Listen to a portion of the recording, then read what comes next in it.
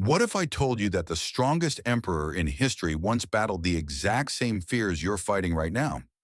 And what if I told you that the only reason he didn't break, the only reason he didn't collapse under the unbearable weight of an entire empire was because he rewired his mind using 8 brutal Stoic laws that most people today are simply too afraid to follow? Today we step inside the mind of Marcus Aurelius, not the marble statue, not the legend, but the man alone in his dimly lit war tent where enemies closed in and doubts screamed louder than the battlefield itself. Imagine him standing there, ruler of millions, yet fighting a war far more terrifying than swords or armies, the war against his own thoughts. Because the real battle was never outside, not in the marching tribes, not in the politics of Rome. The real battle was inside his mind. And to survive that battle, to stay unbroken when the world tried to crush him, Marcus forged 8 ruthless mental laws. Laws not meant to rule the world, but to rule himself. These laws transformed a fragile human into an unshakable force. They shaped the private journal that later became one of the most powerful texts on self-mastery ever written. And today those laws are no longer his. They're yours. Law 1. You don't control events, only your response. What if I told you that the thing causing your suffering isn't the event itself, but the meaning your mind attaches to it? Marcus Aurelius wrote, "You have power over your mind, not outside events." And in those words lies one of the most liberating truths ever recorded. Because the world will always move beyond your control. Storms, failures, betrayal, loss. But your response is the one territory no force can ever conquer unless you surrender it. Imagine Marcus on horseback, staring at a Roman outpost burning under attack. Smoke rising, the ground shaking, soldiers shouting in panic. Everything outside his control was collapsing, yet his face stayed calm, not because he felt no fear, but because he refused to let fear make his decisions for him. His general asked, "Emperor, what are your orders?" Marcus answered softly, "First, command the inner fortress, then the outer one." His mind was the empire he guarded most fiercely. "Take a breath with me. Slow. Now say quietly, 'My response is my power.' Again, 'My response is my power.'" Hold that truth for a moment. Modern neuroscience now confirms what the Stoics understood centuries ago. A simple 3-second pause lowers amygdala reactivity by up to 41%. That pause, just 3 seconds, is the difference between reacting from fear or responding with clarity.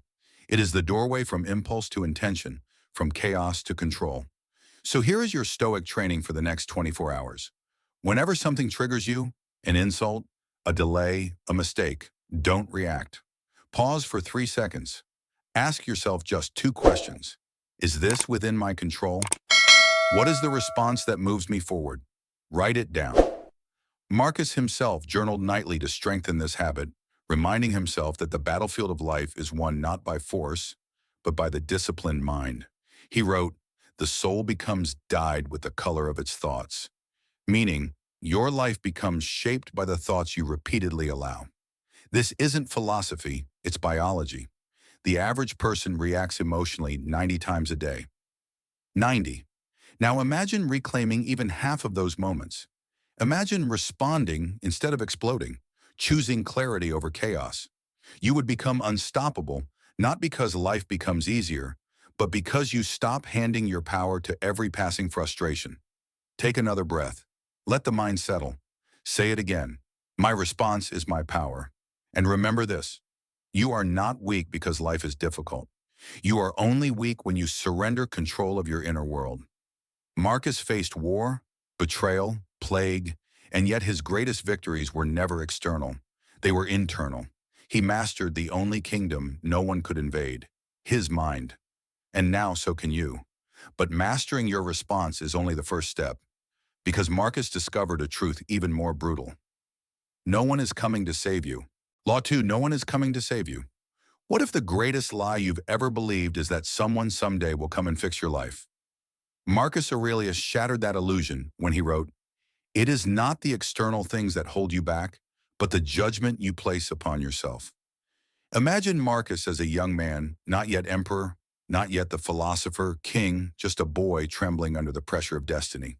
Rome expected him to save an empire, yet no mentor, no general, no god descended from the sky to prepare him.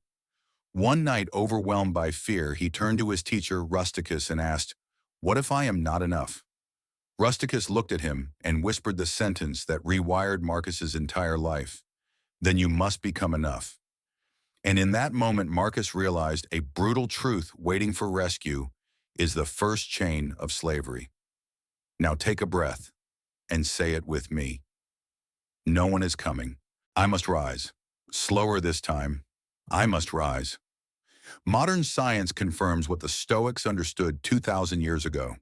A Harvard study following 7,000 adults for 20 years found that people who believe external rescue is the answer are 47% more likely to stay stuck in the same problems, finances, relationships, career, because responsibility creates momentum and waiting creates paralysis. Marcus never wrote, "I hope someone fixes this." Instead, he wrote, "If the task is yours, do it with all your strength."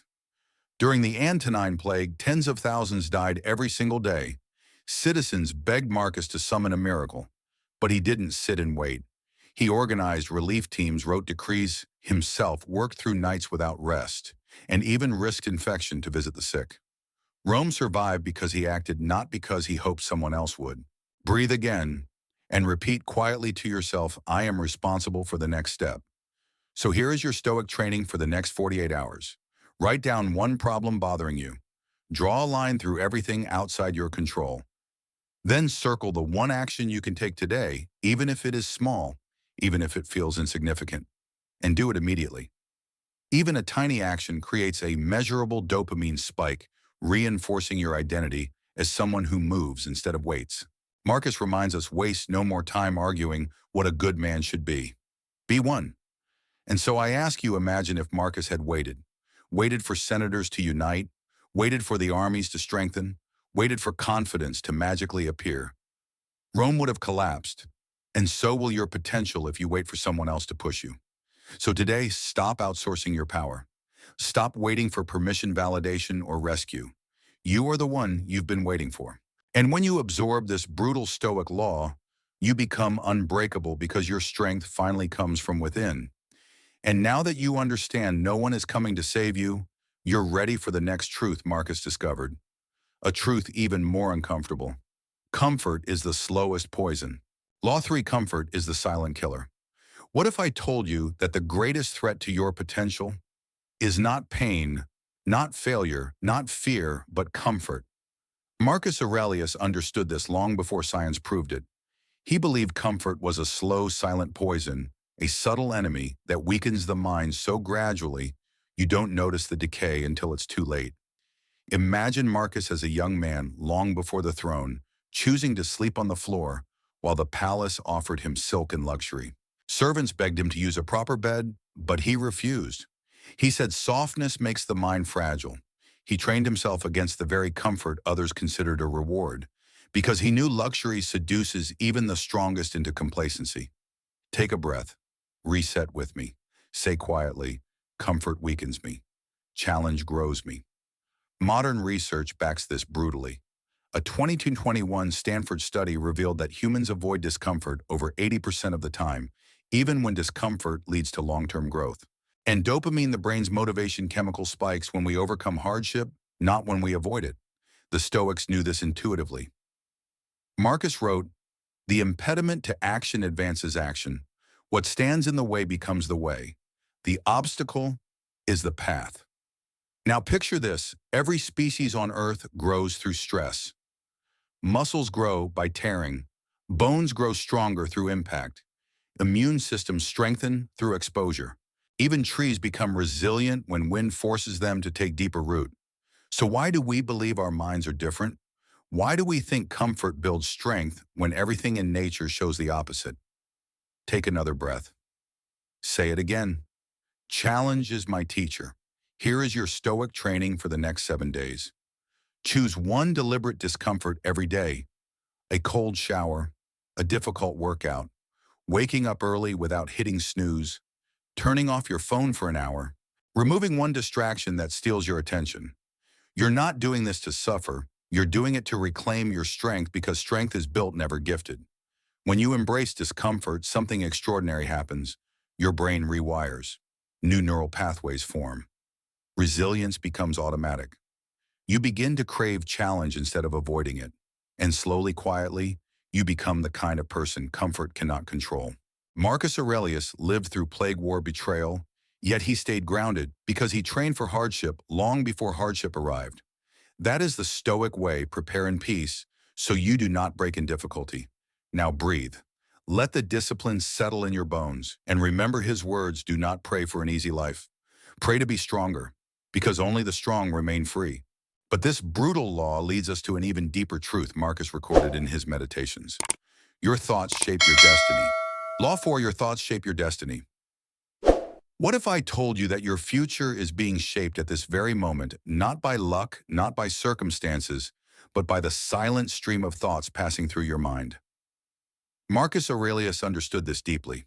He wrote, "The soul becomes dyed with the color of its thoughts," and he meant every word as a warning, because whatever you allow to dominate your mind will eventually dominate your life.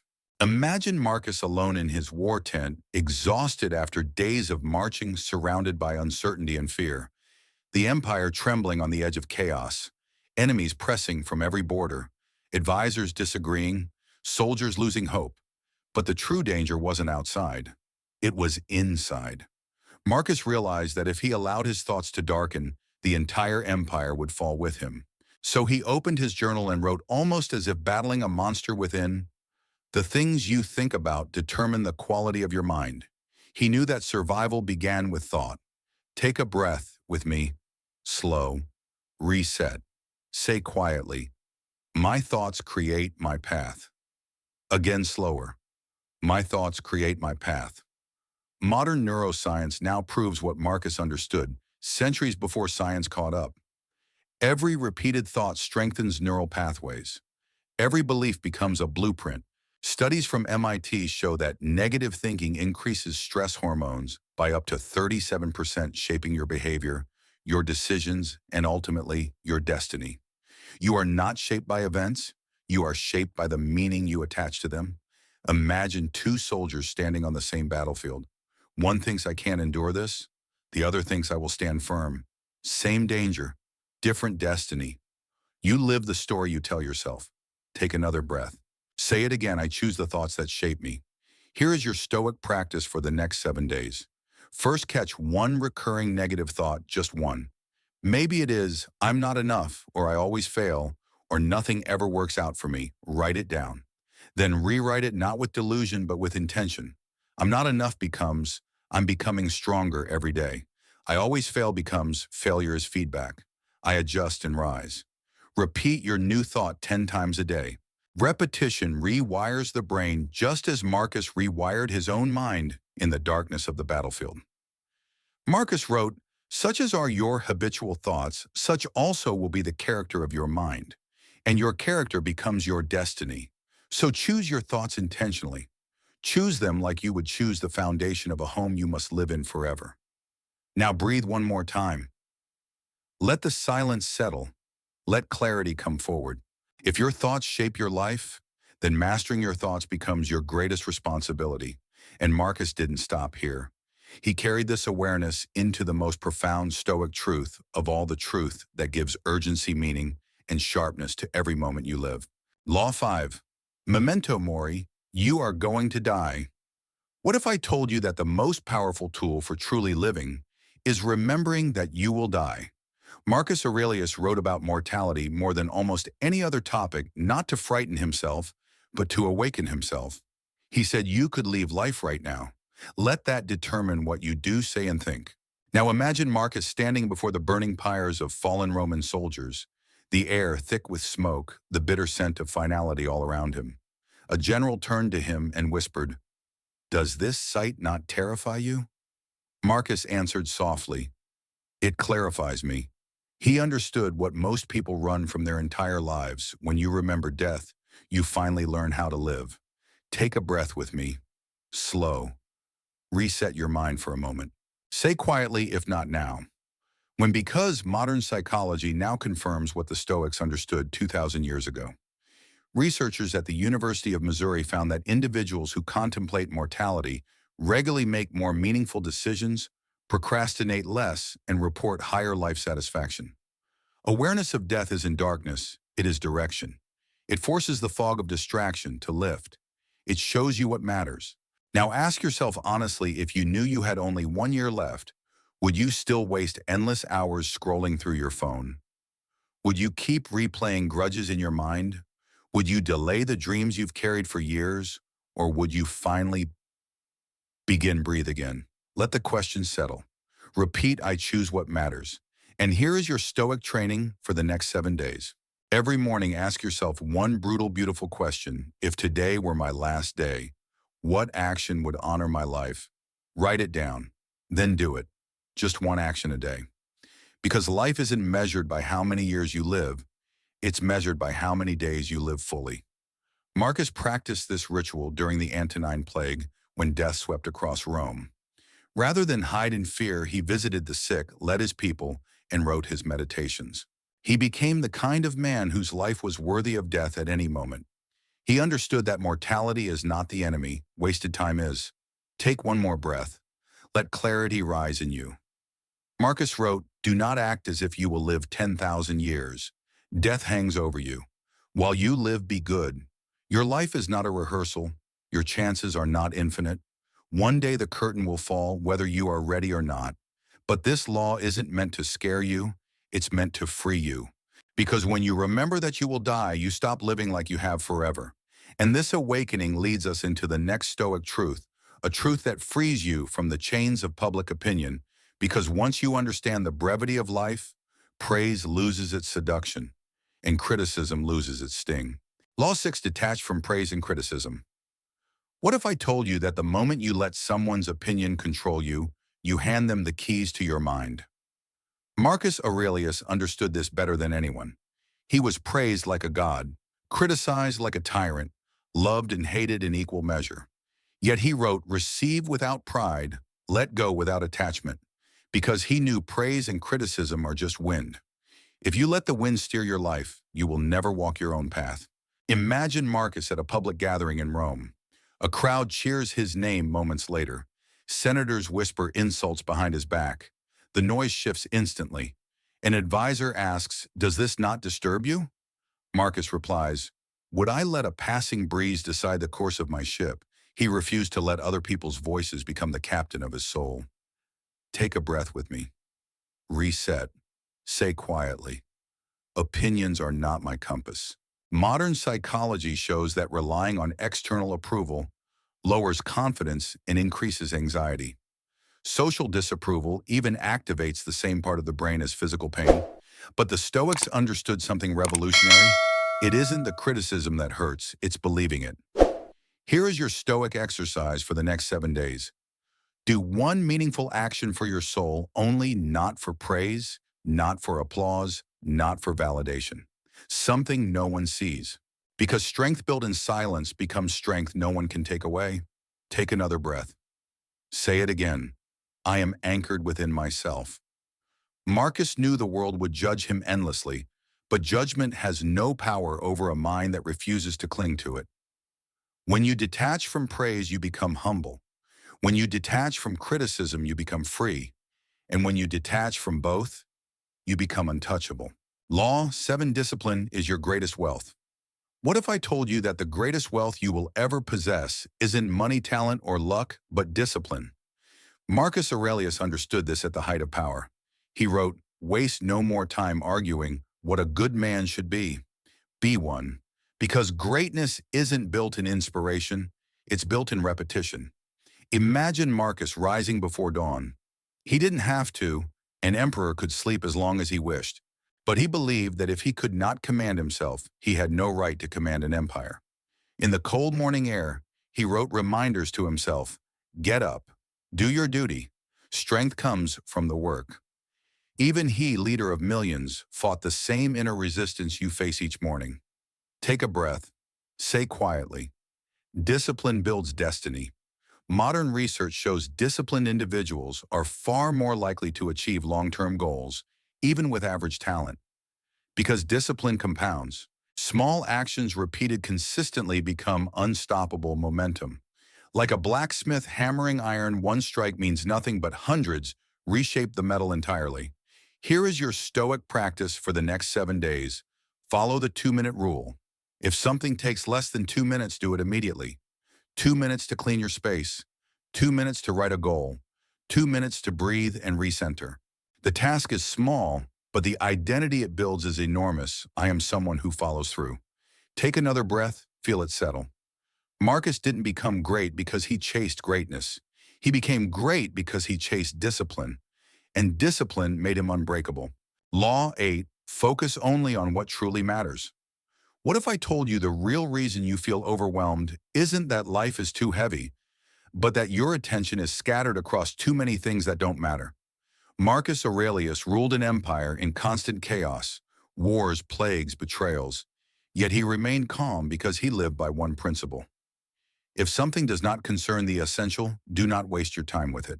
Imagine Marcus inside his war tent, surrounded by urgent reports, clashing opinions, and endless demands. Any other leader would drown in it, but Marcus would close his eyes and ask himself one question: what truly matters right now? Not the noise, not the distractions, the essential. Take a breath with me. Say quietly, I choose what matters. Modern research reveals that every time you switch tasks, your brain needs 23 minutes to regain full focus. And the average person checks their phone 96 times a day. No wonder exhaustion comes without progress.